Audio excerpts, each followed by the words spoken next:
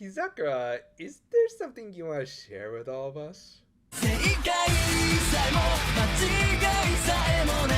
After an almost laughably fast recap of the events of the last episode, we cut to Yaiba trying to use his brother's sword to find him through his eye, but seemingly found nothing, likely because it wasn't in a human socket anymore. On that note, Hagakure and Suo had circled back to the castle to try and recover Bringer.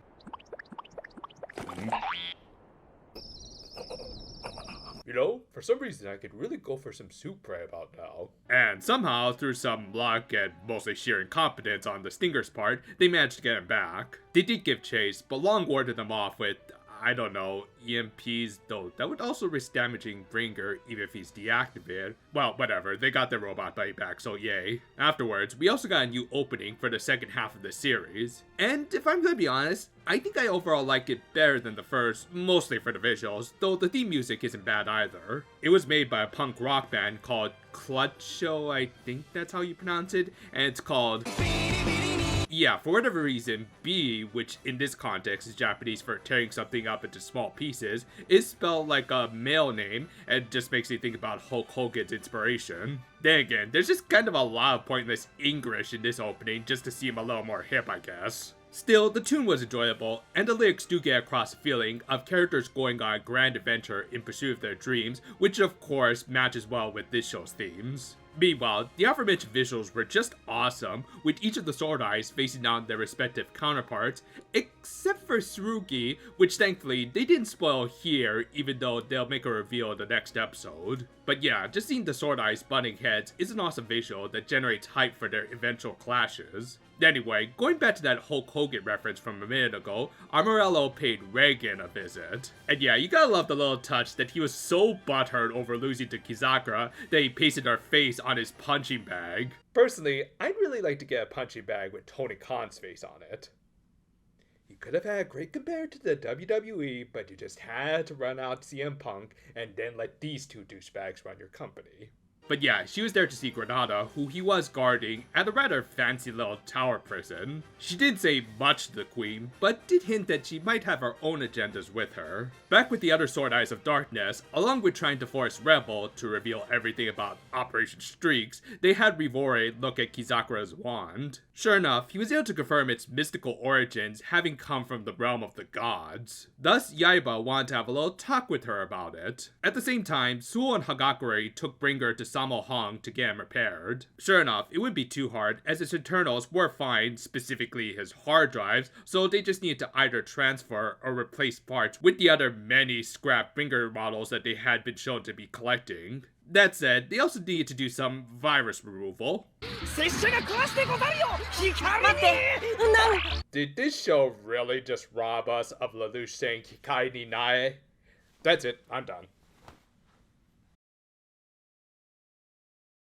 Meanwhile, Tsurugi had been transported to a completely new location without his deck and sword. The only thing he had was a force ghost to keep him company.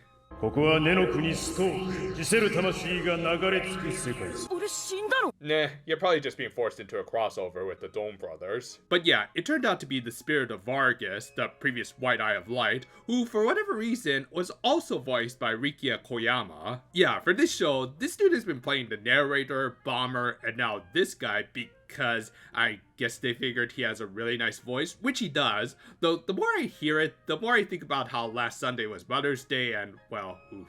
On that note though, Yaiba had invited Kizakura into his court to inform her about how Bomber, the messenger of God, was the guy who gave her her wand. Seeing it as an invaluable source of power, he wanted it and its master under his control.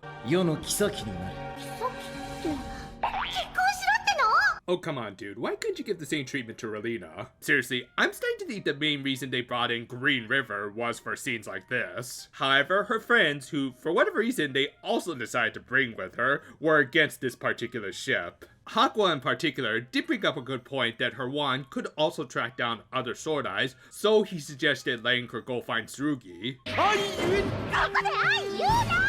You know, I was kind of looking for a new love meme, so maybe I'll try this one out for a little while. Of course, the boys also offered to remain as hostages to motivate Kizakura into complying. And if that wasn't enough, Hakua offered to battle his wide-eyed counterpart under the condition they let them go through with this little arrangement. Unfortunately, Yaiba wasn't willing to battle, seemingly out of pride, but really mostly because the writers didn't want him to lose before he faced Tsurugi in a rematch, so instead, they decided to let Brawl job out again. Yeah, it is a pity that we're not going to get what the opening promised yet, but there was also a good narrative reason why it had to be Brawl again. Anyway, the battle played out pretty much as you'd expect, with Hakua ultimately winning by playing a more defensive strategy before going in for the big finish with Sword Brave's restanding effect. However, during all of this, the White Sword Eye of Light was able to reaffirm his resolve of working with his new allies, to which he then asked Brawl about his motivations for working for Yaiba.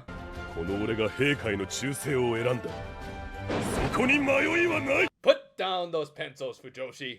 And yet, while saying that, there was clearly an air of uncertainty, one that likely stemmed from the fact that he just attacked a powerless bringer a little while earlier by the order of his dishonest king. His resolve was further shaken when Hakua pointed out how much of his viewpoints had expanded beyond his original cynical views of maintaining the status quo that Yaiba had set. One that would only be further perpetuated as long as Brawl worked under him. And surprisingly, these words even had a bit of an effect on the trolly and seemingly satirical Gordy. Needless to say, while Hakua winning this battle was kind of inevitable, the greatest damage he inflicted was more emotional, as cracks were starting to form in Yaiba's armor, as even some of his most loyal subjects were starting to question his actions. But yeah, with that, Yaiba agreed to Hakua's arrangement of letting Kizakura go find Tsurugi for him in exchange for the full release of her friends. With that, the episode ended cutely enough with the Master of Love pointing out how maybe there was a little more to Hakua trying to prevent an engagement between Yaiba and Kizakura specifically.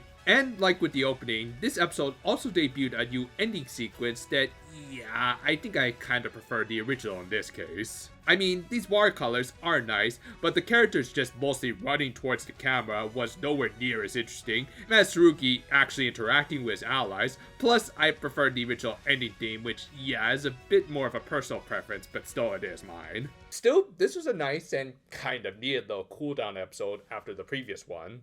While it was clear that the protagonist had suffered from significant losses and needed time to recover, it was nice to see that they weren't the only ones affected, as even the Eyes of Darkness were negatively affected in regards to who they were working for. Kind of weird that I ended up talking about 2 setup episodes in a row, but I guess that's just kind of what happens with these sorts of shows.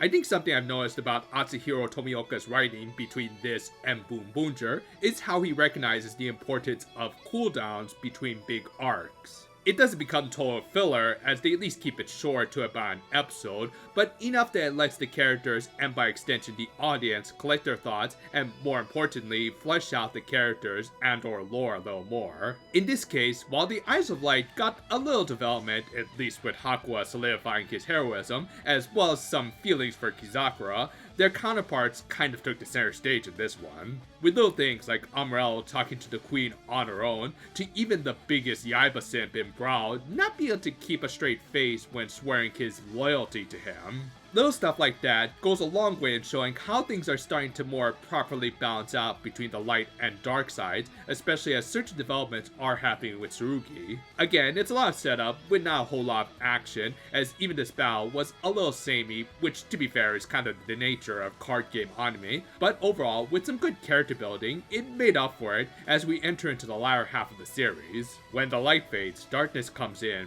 but who's to say that's necessarily a bad thing? Later this week, we should hopefully be able to get the first Max Heart movie review up. It will be a bit of a shorter, though kind of necessary review for getting us back into the OG series after we took a bit of an extended break from it. So, look forward to it. Until then, though, farewell for now, my friends, and, yeah, don't worry. I'll take care of this.